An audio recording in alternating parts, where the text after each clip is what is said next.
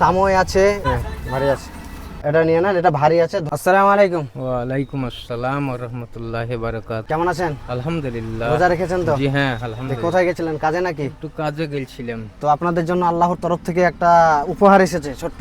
আলহামদুলিল্লাহ। তো এই উপহারটা গ্রহণ করেন।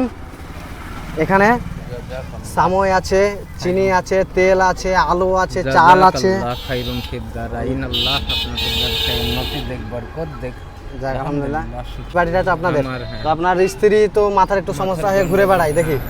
তা আপনার বাড়িতে মেয়েরাও তো আছে। আচ্ছা জি। চলেন, এটা আপনি নেন, ভারী আছে। ঠিক আছে, একটা মাল নিয়ে আসো।